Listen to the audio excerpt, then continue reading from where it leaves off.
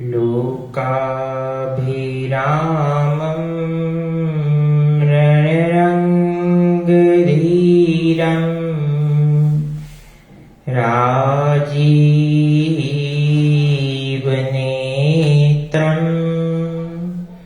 रघुवंशनाथं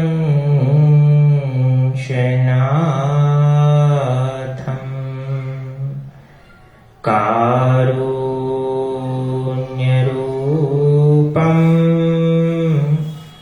करुणाकरन्तं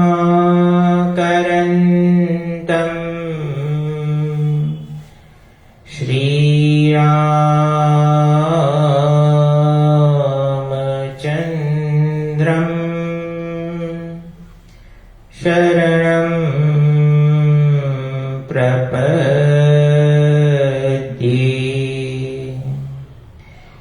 मनोजवं मारुततुल्यवेगं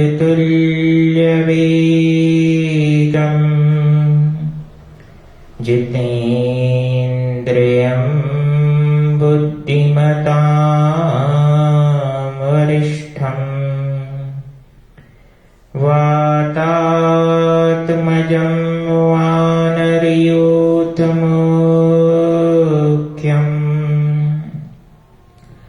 श्रीरामदूतं शरणं प्रपद्ये। अखण्डमण्डलाकारं व्याप्तं येन चराचरं तत्पदं दर्शितं येन तस्मै श्रीगुरवे नमः। नारायणं नमस्कृत्य नरं चैव नरोत्तमं देवीं सरस्वतीं व्यासं ततो जयमुदीरयेत्।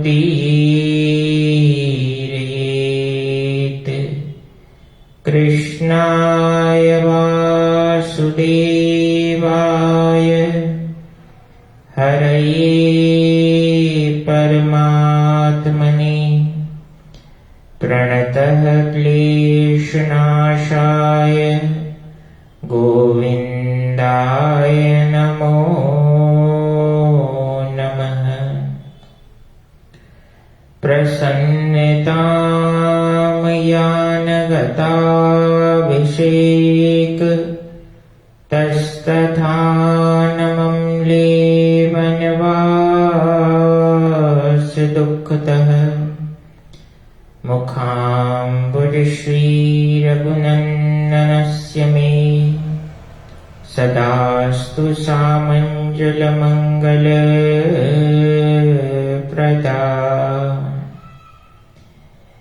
सीतालखन समेत प्रभु नीलजलद तनश्याम ममैय बसहु निरंतर सगुण रूप श्री राम। बोलिए सियावर रामचंद्र भगवान की जय। श्री बांके बिहारी लाल की जय। श्री राधेश्वरी सरकार की जय। पूज्य सतगुरुदेव पवन सुत हनुमान जी महाराज की जय। ओम नमः पार्वती पतये हर हर महादेव शंभो।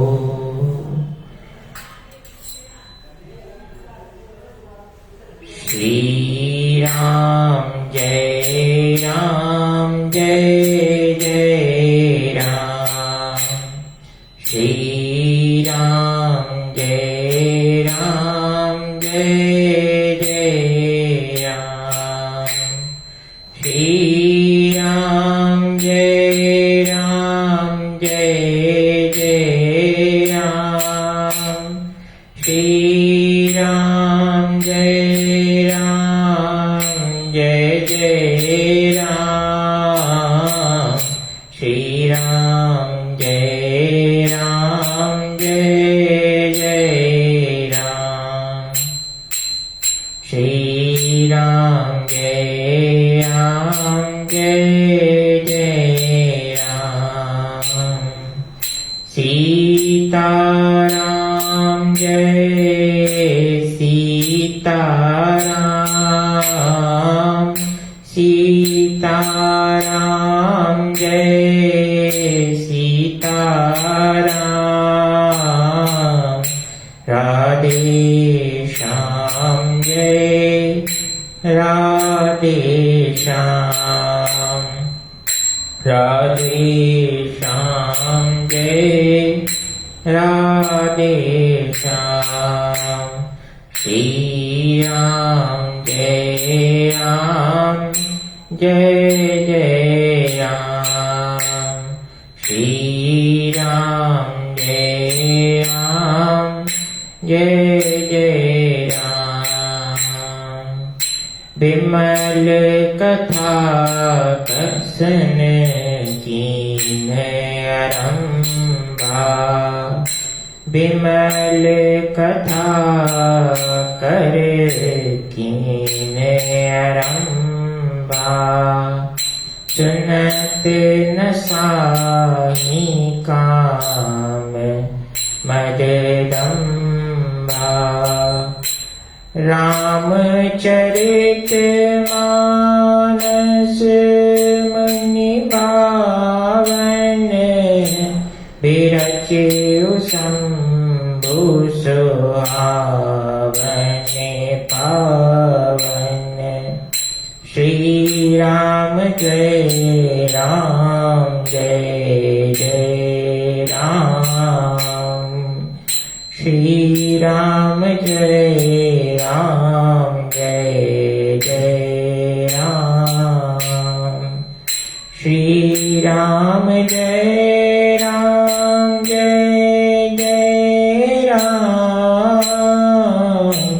श्री राम जय जय राम। जय जय राम। जय जय राम।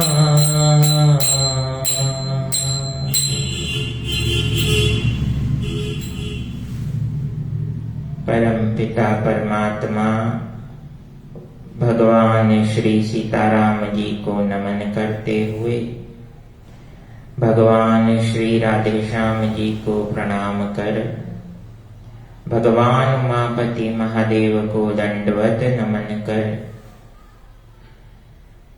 प्रभु इच्छा, प्रभु प्रेरणा और प्रभु कृपा से हम सभी श्री राम कथा के आज के कथा प्रसंग में प्रवेश करते हैं। होई ही सोई जो राम रची राखा। को करे तर्क बढ़ावे शाखा। जीव के जीवन में होता वही है जो राम जी ने निर्धारित कर रखा है, किंतु फिर भी योग माया के प्रभाववश को करे तर्क बढ़ावे शाखा। मनुष्य तर्क वितर्क कुतर्क के अधीन होकर अपने जीवन का बहुमूल्य समय व्यर्थ गंवाता है, क्योंकि मनुष्य के हाथ में कुछ निर्णय, कुछ चीजें परमात्मा ने नहीं दे रखी हैं। आज की कथा में सबसे पहले हम उन स्थितियों, उन चीजों के बारे में जानेंगे जो परमात्मा ने स्वयं के अधीन रखा है, मनुष्य के अधीन नहीं। कर्म इसमें अपवाद है, क्योंकि कर्म मनुष्य के दैनिक जीवन के लिए अवश्यम भावी है। There is no substitution of कर्म। कर्म मनुष्य को स्वस्थ रखने के लिए भी अवश्यम भावी है। तो परमात्मा ने जिन परिस्थितियों को मनुष्य के प्रभाव क्षेत्र से बाहर रखा है, ये परिस्थितियां इस प्रकार से बताई गई: लाभ हानि, जय पराजय, यश अपयश, जन्म मृत्यु। लाभ कार्य तो हर मनुष्य करता है, किंतु लाभ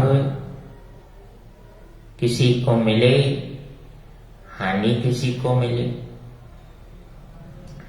ये कर्म के परिणाम पर निर्भर करते हैं। किंतु कई बार ऐसा देखा जाता है, जिसने अथक परिश्रम किया, परिश्रम की पराकाष्ठा को पार किया, किंतु उसे लाभ नहीं मिलता, सफलता नहीं मिलती। तो ये जो लाभ है वह भी परमात्मा ने अपने पास रखा है। इसका निर्णय ईश्वर स्वयं करते हैं कि लाभ के योग्य मनुष्य भी हुआ है या नहीं। जहां लाभ है वहां हानि होगी। जिस प्रकार से सुख दुख होता है, उसी प्रकार से लाभ हानि भी जीवन के दो पहलू हैं, दो पक्ष हैं। तो लाभ हानि परमात्मा ने स्वयं के पास निर्णय के रूप में रखे हैं कि मनुष्य को लाभान्वित करें या हानि का स्वाद चखाएं। तत्पश्चात आता है जय पराजय। जय यानी जीत, पराजय यानी हार। जय और पराजय ये तो तभी निर्धारित होंगे जब हम प्रतिस्पर्धा में शामिल होंगे। और मनुष्य का जीवन तो वास्तविक प्रतिस्पर्धा ही है। हर दिन किसी न किसी रूप में मनुष्य जय पराजय को प्राप्त करता है। कभी जीतता है और कभी हारते हुए अनुभव प्राप्त करता है, और उस अनुभव के आधार पर पुनः सुधार करते हुए जीवन में आगे बढ़ता है।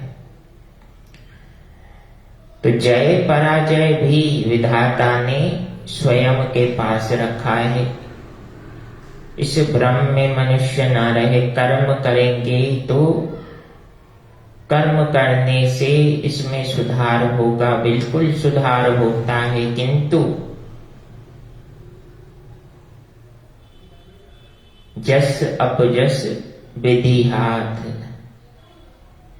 इस बात को भी ध्यान रखें कि विधाता के हाथ में यश अपयश है, लाभ हानि है, जय पराजय है, जन्म मृत्यु है। क्योंकि हर बात ईश्वर मनुष्य के हाथ में अगर दे दें तो मनुष्य ही पूर्ण परमात्मा हो जाएगा, जो संसार के लिए उचित स्थिति नहीं है। इसलिए विधाता ने लाभ हानि के साथ साथ जय पराजय यानी जीत और हार की स्थिति भी निर्णयात्मक रूप से अपने पास रखी। यश अपयश, यश अपयश अर्थात यश यानी सम्मान, अपयश यानी अपमान। सम्मान और अपमान के लिए मनुष्य जीवन भर परिश्रम करते करते करते जीवन खपा देता है, किंतु यह नहीं समझ पाता कि जिन यश अपयश की परिस्थितियों के पीछे भाग रहा है, मुझे सम्मान चाहिए, तो वह सम्मान तो विधाता के हाथ में है। मुझे अपयश से बचना है, वह स्थिति भी विधाता के हाथ में है। यश अपयश को विधि के विधान बनाने वाले विधाता ने अपने नियंत्रण में रखा है।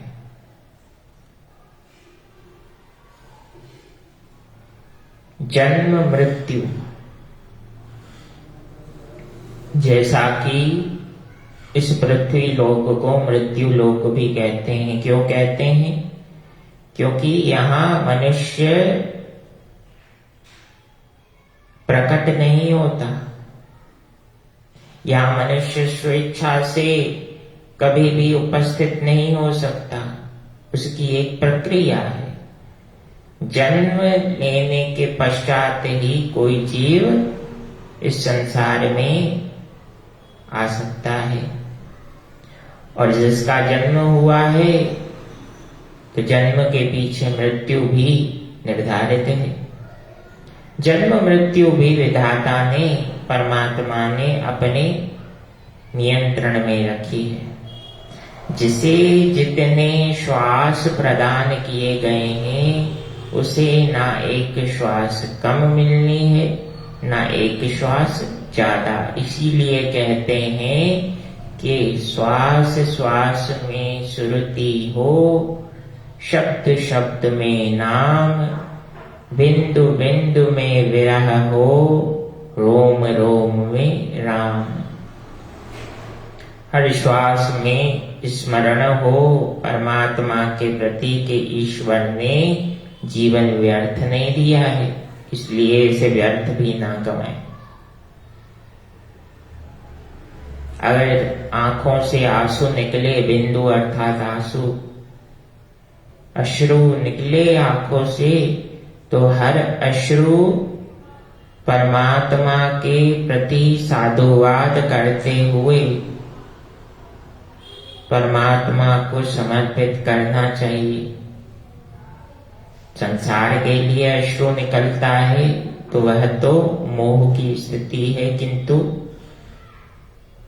अगर परमात्मा के लिए अश्रु निकलता है तो वही ईश्वर के प्रति मनुष्य की कृतज्ञता का भाव होता है।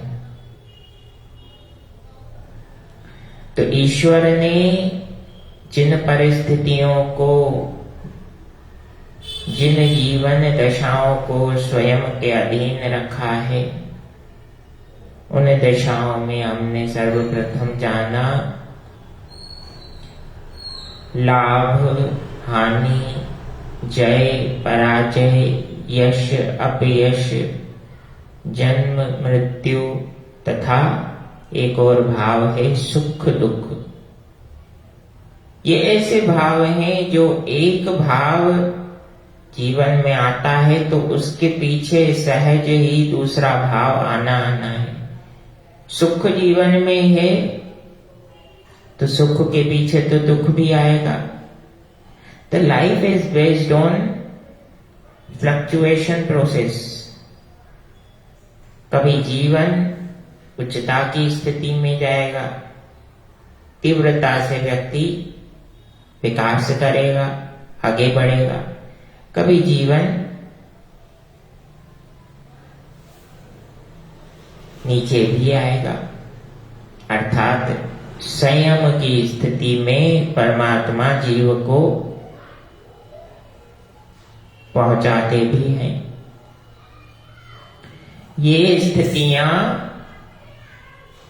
मनुष्य कर्म के माध्यम से इन स्थितियों में आमूल चूल परिवर्तन करने का प्रयास करता रहता है, किंतु ये स्थितियां वास्तव में जीव को जीवन में संयम सिखाने के लिए आती हैं।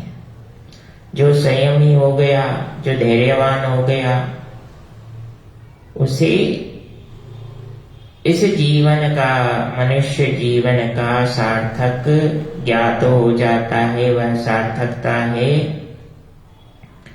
हरि मैं तेरा हूँ तेरा, हरि मैं तेरा हूँ तेरा, तन भी तेरा मन भी तेरा, ये जीवन भी तेरा,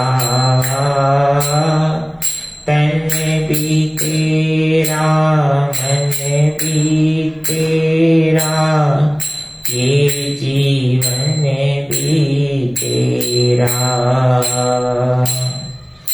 जब सब सौंप दिया प्रभु तुझको, जब सब सौंप दिया प्रभु तुझको, क्या लागे फिर मेरा, हरि में तेरा हूँ तेरा, प्रभु में तेरा हूँ तेरा, राघव में तेरा हूँ तेरा, राघव में तेरा हूँ तेरा। जब इन उक्त परिस्थितियों, जिसे विधाता ने स्वयं के अधीन रखा है, कोई मनुष्य समझ जाता है कि ये मेरे बस में नहीं, ये तो विधि के विधान बनाने वाले ब्रह्मा जी के नियंत्रण की बातें हैं, जिन पर मैं अपने जीवन के कीमती समय को, बहुमूल्य समय को व्यर्थ गंवाता हूं या गंवाती हूं। तो इन बातों पर ध्यान न देकर मनुष्य कर्मण्येवाधिकारस्ते मा फलेषु कदाचन, भगवान योगेश्वर श्री कृष्ण के इन विचारों पर आगे बढ़ता है और कर्म करते हुए उसका संपूर्ण भाव परमपिता परमेश्वर के चरणों में, पूर्ण पुरुषोत्तम अवतार भगवान श्री राम और श्री कृष्ण के चरणों में समर्पित कर देता है। पूर्ण का संग पूर्णता प्रदान करता है और अपूर्ण संसार का संग अपूर्णता प्रदान करता है। पूर्ण कौन है? पूर्ण है भगवान श्री राम जो मर्यादा पुरुषोत्तम है, और पूर्ण है भगवान श्री कृष्ण जो लीला पुरुषोत्तम है। भगवान श्री राम ने मर्यादा की सीमा का निर्धारण किया कि उस सीमा के लंघन के पश्चात कर्म के सत्कर्म होने का अर्थ समाप्त हो जाता है। तो राम जी ने जीवन के हर पहलू, हर पक्ष को किस प्रकार से मनुष्य अपने जीवन के लिए आदर्श बनाए, वैसा जीवन जीकर दिखाया। इसीलिए प्रभु श्री राम मर्यादा पुरुषोत्तम कहलाते हैं। उसी प्रकार से योगेश्वर भगवान श्री कृष्ण ने कलयुग के अनुसार मनुष्य को कैसा जीवन जीना चाहिए वैसा जीवन द्वापर में जीकर दिखाया। और यह शिक्षा भी दी कि जीवन में परिस्थिति सदैव सम नहीं रहती,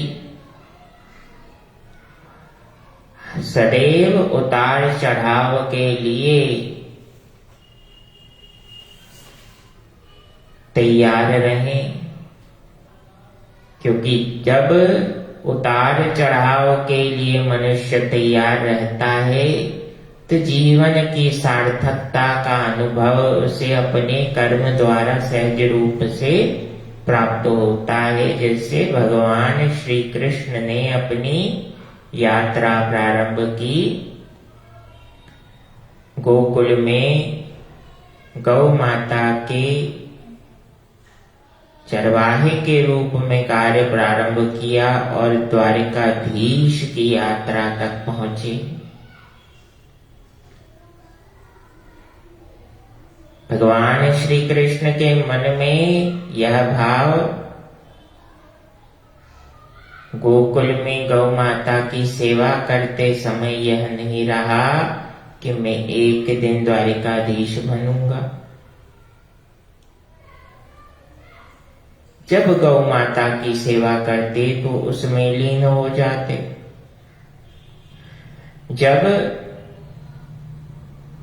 द्वारिका में द्वारिकाधीश बने तो श्रेष्ठ राजा के रूप में क्या कर्तव्य होते हैं, क्या कर्म होता है, उसे उन्होंने स्थापित किया। Every moment of life has its own importance. We need to understand this. जब तक यह बात नहीं समझेंगे कि प्रभु श्री राम का जीवन हमें जीवन के हर एक क्षण को संयम के साथ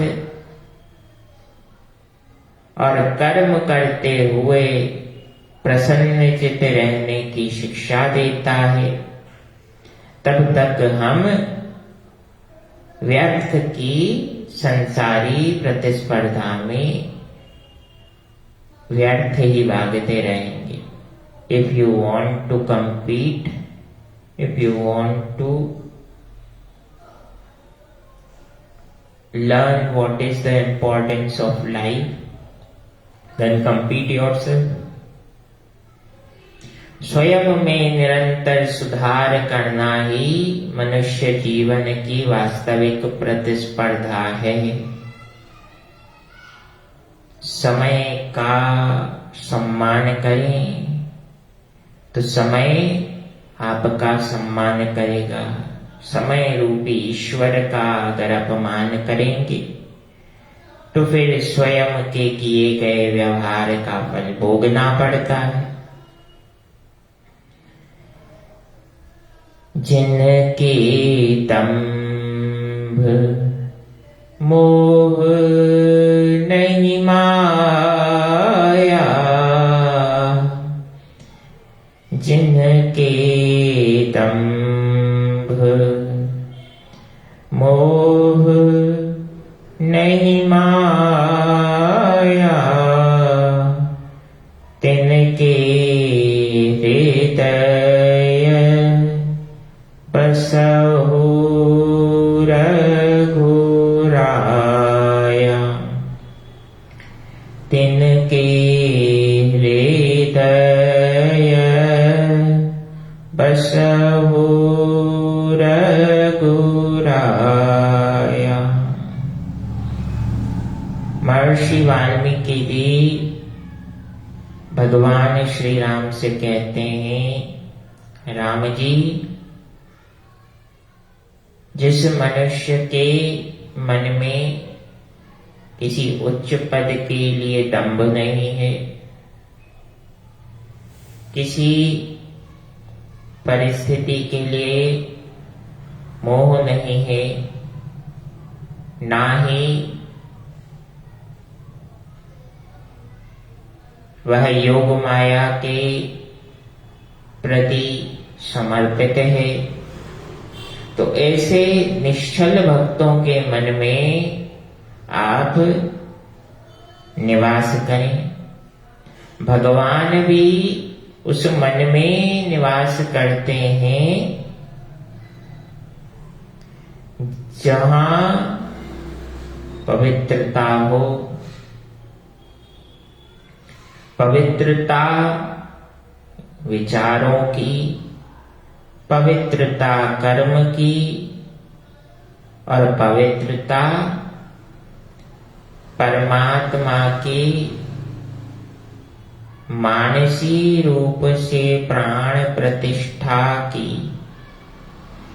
जब ऐसी पवित्रता किसी जीव के मन में आती है तो कलयुग में भी